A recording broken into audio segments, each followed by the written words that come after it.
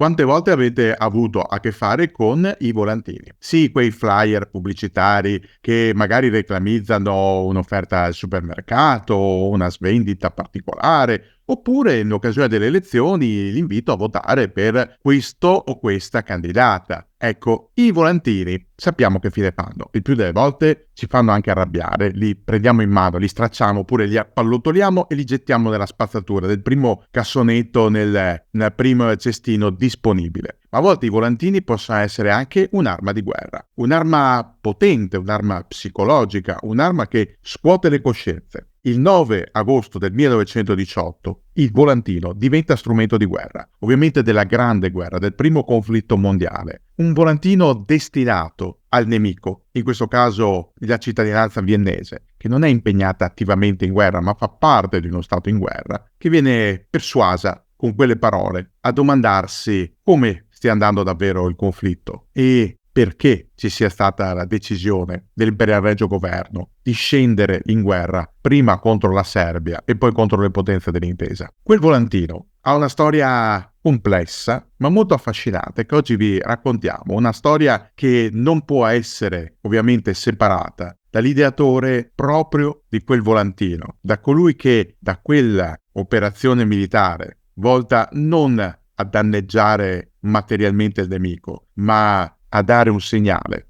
forte. In quell'operazione aveva dato tutto se stesso e aveva creduto fino in fondo nella necessità di portarla avanti fino alla fine, anche a costo della propria vita. L'uomo è Gabriele D'Annunzio, il Vate, il poeta del decadentismo, un monumento culturale italiano che dalla natia a Pescara si era fatto conoscere in tutta Italia e anche al di fuori, per molti motivi. Innanzitutto le sue doti letterarie. D'Annunzio alla fine dell'Ottocento è un nome pesante della letteratura. Le sue opere sono apprezzate, sono criticate dai critici, criticate ovviamente in senso analitico, e affascinano moltissimi lettori e soprattutto le lettrici. D'Annunzio è un poeta, certo ricorre a un linguaggio molto aulico, a volte eccessivamente pomposo, lo potremmo definire quasi aderenziale, ma soprattutto D'Annunzio è un uomo pubblico, è stato deputato e come tale ha preso delle decisioni a volte anche pesanti, nette, impopolari, come quando si schiera contro la repressione milanese di Bava Beccaris. D'Annunzio è anche un uomo cui piace la bella vita, cui piacciono le belle donne. Una di queste è una delle attrici più famose di sempre, Eleonora Duse, che perde letteralmente la testa per D'Annunzio, nonostante lui si congeda tante scappatelle con tante diverse donne. Nel 1904 la relazione di D'Annunzio con la Duse arriva a un punto di svolta, perché D'Annunzio decide di pubblicare un romanzo intitolato Il fuoco, in cui mette a nudo la sua relazione con la Duse e il tradimento operato da lui nei confronti di lei con un'altra donna, Alessandra di Rudini, che successivamente, anche per la vergogna, decise di entrare in convento e farsi monaca. D'Annunzio, insomma, è un personaggio estremamente divisivo ma affascinante. Tra le altre curiosità è anche massone, è entrato nella massoneria dopo la scissione all'interno del Grande Oriente d'Italia del 1908, è entrato infatti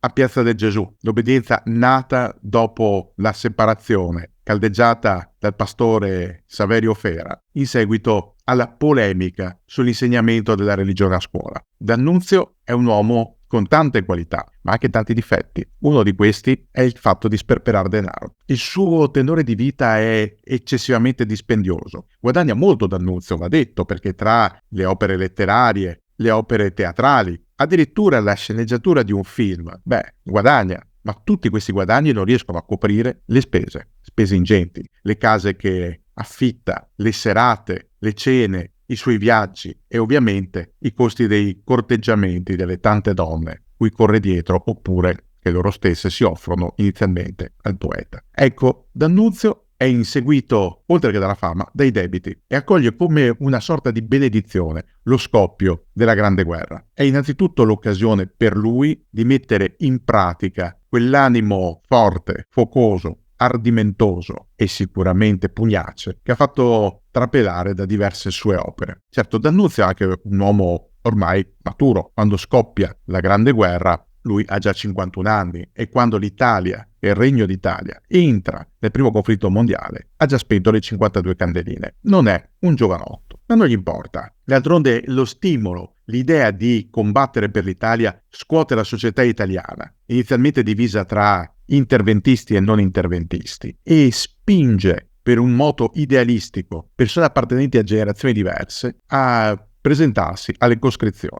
Pensate che in quel periodo si conta un po' di tutto alle coscrizioni. C'è davvero qualunque tipologia di aspirante soldato. Avete mai sentito parlare di Enrico Toti, il ferroviere romano privo di una gamba, non arruolabile tecnicamente, ma che riesce comunque a farsi inserire nei ranghi dei bersaglieri e a entrare nella storia perché colpito a morte lancia, così vuole la vulgata, la stampella contro il nemico maledicendolo. Ecco, Toti è una delle grandi figure che completano la fase italiana dell'irredentismo delle terre orientali e dell'indipendenza, della definitiva unità del paese. Poi c'è anche Ernesto Nathan, un altro personaggio che abbiamo già incrociato nei nostri racconti, ex sindaco di Roma, anche lui molto avanti con l'età. Pensate che se D'Annunzio allo scoppio della Grande Guerra ha già passato i 50 anni, Nathan si arruola alla veneranda età di 70 anni. Tra l'altro parliamo di una società italiana in cui raggiungere i 70 anni voleva dire già essere abbastanza fortunati, l'aspettativa di vita era inferiore rispetto a quella odierna. Ebbene, Nathan ottiene, anche per sue personali insistenze, l'arruolamento come ufficiale di fanteria e viene spedito sul Col di Lana. Dopo un po' però lo rimandano a casa. Eppure i soldati lo ricordano molto bene, quell'ufficiale energico con i baffi e la mosca al mento bianchi che, nonostante potesse apparire un vecchietto, era un vecchietto decisamente arzillo. E D'Annunzio? Ecco, torniamo a D'Annunzio. D'Annunzio con la Grande Guerra è come un topo nel formaggio. Lui stesso decide di arruolarsi volontario nei lancieri di Novara. Non è nobile, almeno lo diventerà diversi anni dopo per nomina regia, ma riesce comunque a entrare nel corpo eletto della cavalleria, che all'epoca era riservato sostanzialmente solo ai nobili e ai cadetti. D'Annunzio è un uomo d'azione, però è un uomo soprattutto di parole. È un uomo cui piace osare, ne prova veramente di tutti i colori. Tra l'altro, osando e riosando, ci rimette anche un occhio, letteralmente. Il 16 gennaio del 1916, D'Annunzio, che un po' di tempo prima aveva ottenuto il brevetto non di pilota, ma da osservatore aereo, in un atterraggio d'emergenza sbatte la testa contro la mitragliatrice dell'aereo su cui sta viaggiando. Quella ferita mal curata gli provoca la perdita dell'occhio destro, che inizialmente viene coperto da una benda. Lui stesso, scherzandoci sopra, si definirà l'orbo veggente, ma non si accontenta D'Annunzio, vuole continuare le sue azioni di guerra. È l'ispiratore di tante azioni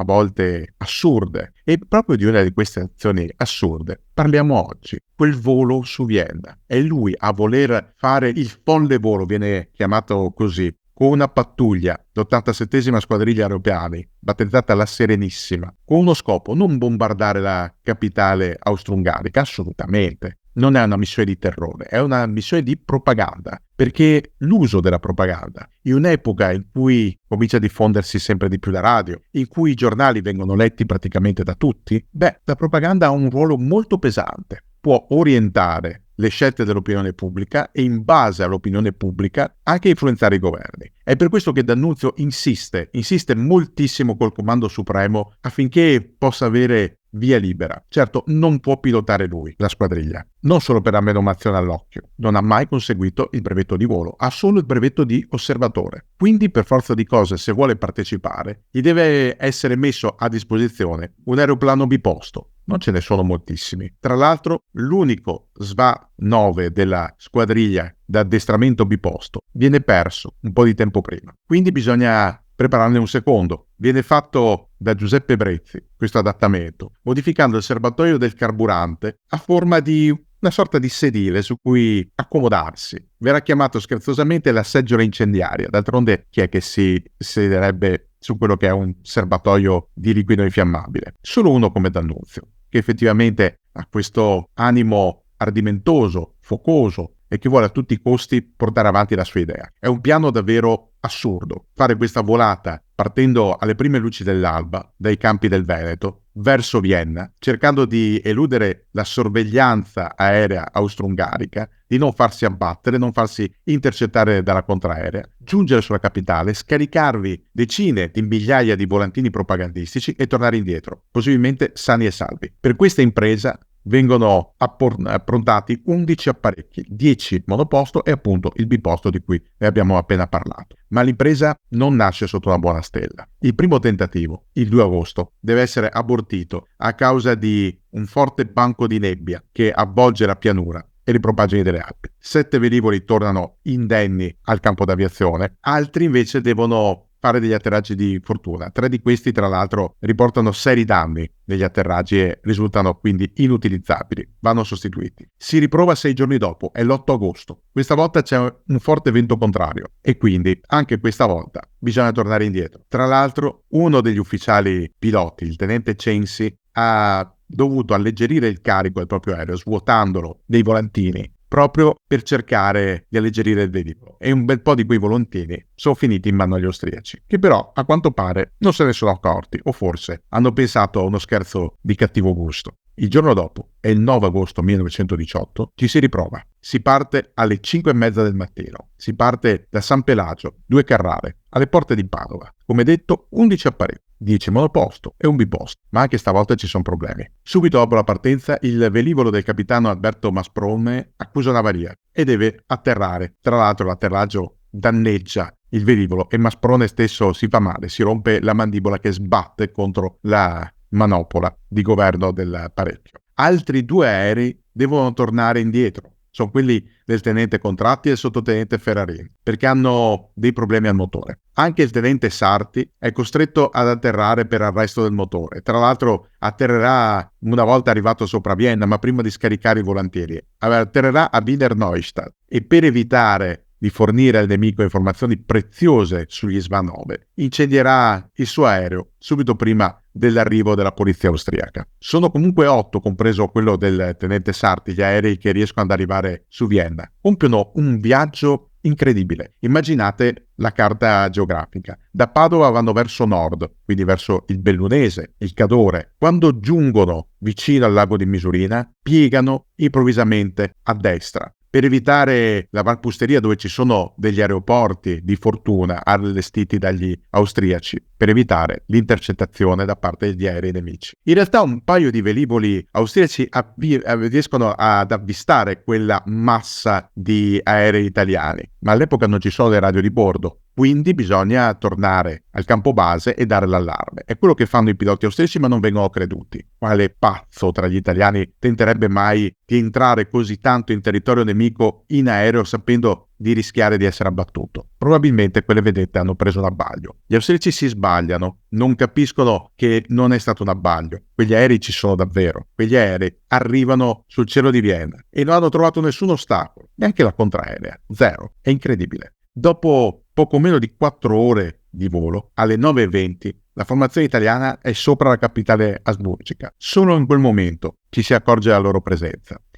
I viennesi, soprattutto nel centro storico, scendono nelle strade perché vedono quegli aerei alti nel cielo. È uno spettacolo strano. Si accorgono che non sono aerei austriaci e in fondo temono un bombardamento o un mitragliamento. Il cielo è terso, sostanzialmente non ci sono nuvole, è una bellissima giornata estiva. Se il volo fino a quel momento, a parte il tenente Sarti che come detto deve atterrare di fortuna a Wiener Neustadt, non ha avuto problemi e si è tenuto ad alta quota proprio per evitare problemi con la contraerea, una volta sopra Vienna, i velivoli rimasti scendono sotto gli 800 metri. È la quota ideale per lo sgancio, non delle bombe, dei manifesti. Sono manifesti che inizialmente dovevano essere scritti da D'Annunzio, ma il testo era troppo pomposo, troppo aulico, difficilissimo da rendere in maniera efficace in lingua tedesca, perché devono essere bilingui. D'altronde, quanti viennesi parlano l'italiano? Lo capiscono solo quelli delle classi alte che frequentano l'opera, ma gli altri. Allora il testo è stato sostituito da un altro, scritto da un giornalista del Corriere della Sera, Ugo Oietti. è un testo di poche frasi, redatto su un volantino rettangolare, sul cui sfondo c'è una bandiera italiana, la bandiera sabauda, verde, bianco, rosso, nel bianco lo stemma di Casa Savoia. E cosa c'è scritto? Viennesi, imparate a conoscere gli italiani. Noi voliamo su Vienna, potremmo lanciare bombe a tonnellate, non vi lanciamo che un saluto a 3 colori, i colori della libertà. Noi italiani non facciamo la guerra ai bambini, ai vecchi, alle donne. Noi facciamo la guerra al vostro governo, nemico delle libertà nazionali, al vostro cieco, testardo, crudele governo, che non sa darvi né pace né pane e vi nutre d'odio e di illusione. Viennesi, voi avete fama di essere intelligenti,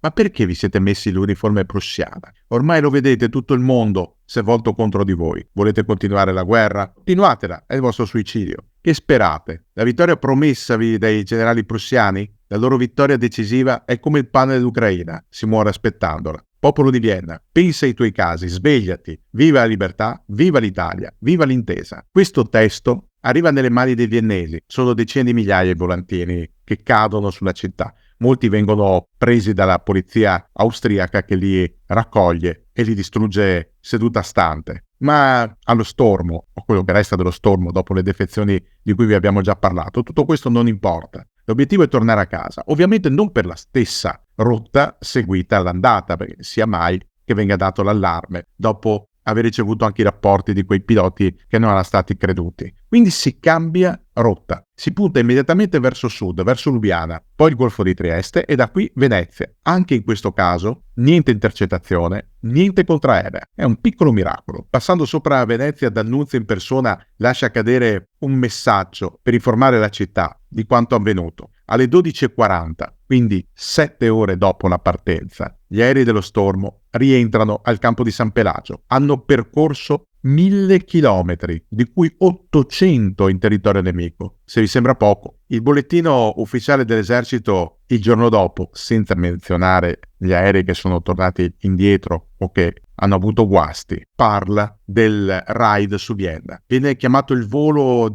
su Vienna, il folle volo. Lo stesso D'Annunzio invia un telegramma al quotidiano La Gazzetta del Popolo di Torino. Un telegramma nel suo stile. Non ho mai sentito tanto profondo l'orgoglio di essere italiano, scrive. A Vienna, quello che è stato vissuto come un affronto da parte del governo austriaco scuote effettivamente le coscienze. Un giornale, l'Arbeiter Zeitung, un giornale popolare, organo del Partito Socialdemocratico, pubblica in prima pagina un editoriale. Dove sono i nostri D'Annunzio? D'Annunzio, che noi ritenevamo un uomo gonfio di presunzione, l'oratore pagato per la propaganda di guerra a grande stile, ha dimostrato di essere un uomo all'altezza del compito e un bravissimo ufficiale aviatore. Su questo inciso effettivamente è una licenza. Ma riprendiamo le parole dell'Arbeiter Zeitung, che continua: il difficile e faticoso volo da lui eseguito nella sua non più giovane età dimostra a sufficienza il valore del poeta italiano, che a noi certo non piace dipingere come un commediante. E i nostri D'Annunzio dove sono? Anche tra noi si contano in gran numero quelli che allo scoppiare della guerra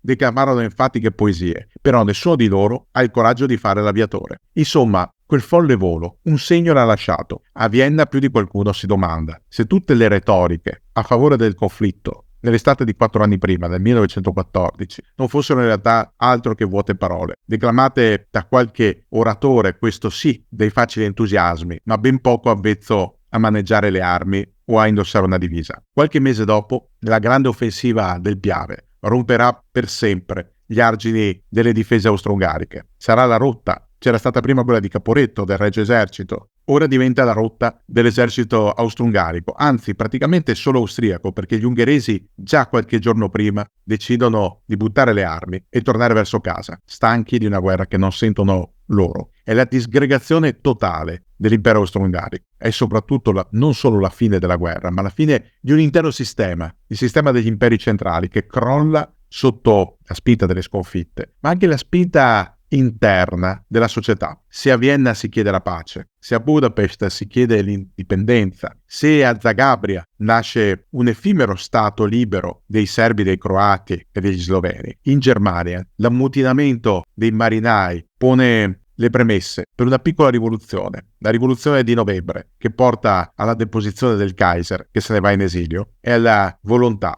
di chiedere la pace all'intesa. Cambia tutto. Dalla disgregazione dei vecchi imperi nascono stati moderni, nascono nuovi stati, pensate alla Cecoslovacchia, che prima non esisteva. Ne risorgono altri, come la Polonia, in precedenza cancellata dalle mappe. Si affermano le necessità nazionali dei popoli, ma si pongono anche, lo abbiamo visto in altri video, le basi per quella che sarà la seconda guerra mondiale. E D'Annunzio che fine fa?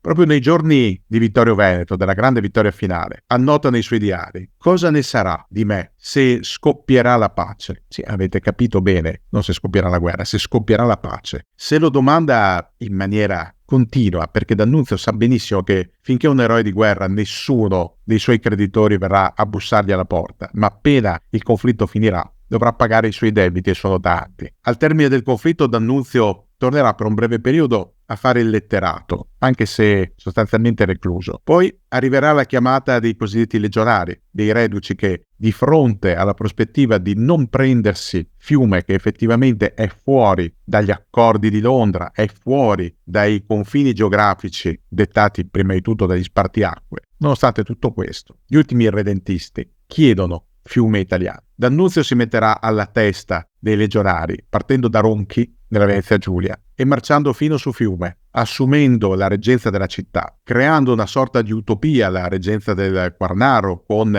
elementi liberali, repubblicani, addirittura massonici, ma finirà male. Finirà male perché il suo muro contro muro, con tutto il mondo, che non gli presta assolutamente ascolto, la pirateria dei suoi uscocchi, i pirati da lui riorganizzati che catturano le navi che passano per l'Adriatico, dirottandole a Fiume per portarvi cibo, ma non solo, e la sua ottusa volontà di non dialogare con nessuno, lo porteranno al Natale di sangue, al bombardamento della città, una volta che verrà ricondotto a suon di cannonate, a più miti consigli. D'Annunzio, che avrà perso in quel momento anche l'appoggio dell'ex amico Mussolini, si ritirerà per sempre in una villa a Gardone Riviera, il Vittoriale, una sorta di prigione dorata, una gabbia in cui lui celebra se stesso, le sue imprese, anche il suo ego ipertrofico, e in cui verrà sempre monitorato dalla polizia fascista, nell'ossessione di Mussolini che quell'uomo, che già aveva tentato fin troppe imprese ardite, potesse addirittura, con poche parole forti e brucianti come un tizzone, rovesciare il fascismo. Era un incubo, un'utopia, una semplice paura, dettata quasi da un sogno di mezz'estate. D'Annunzio morirà lì nel suo Vittoriale, prima dello scoppio della seconda guerra mondiale, lasciando dietro di sé tante memorie, compreso lo Sva 9 biposto, utilizzato in quella mattina d'agosto su Vienna, che oggi è presente in uno dei padiglioni del memoriale, chiamato Vittoriale degli Italiani, e che ci ricorda che ogni tanto, in certe occasioni, è anche giusto e necessario osare. È estate, tempo di vacanza, e immagino che molti di voi avranno deciso di viaggiare in Italia o all'estero verso delle mete appunto vacanziere. Ebbene, non sottovalutate i rischi di quando si viaggia, mi raccomando, anche per quanto riguarda la sicurezza delle vostre connessioni, perché attraverso l'utilizzo degli smartphone, dei tablet, dei PC, noi possiamo ottenere moltissime informazioni, ma ne possiamo anche comunicare molte. Magari alcune di queste potrebbero finire in mano a persone non autorizzate o che comunque non vorremmo mai che mettessero le loro mani appunto sui nostri dati. Per questo motivo c'è il nostro partner NordVPN che per questa estate 2024 ha pensato a un'opzione, una nuova app che si chiama Seli, dedicata a chi viaggia. Scoprite tutti i dettagli nei banner e nelle info presenti alla base di questo video per viaggiare in sicurezza, perché d'altronde quando si viaggia all'estero, che sia per motivi di piacere o di lavoro, la sicurezza è tutto, anche se a volte non basta mai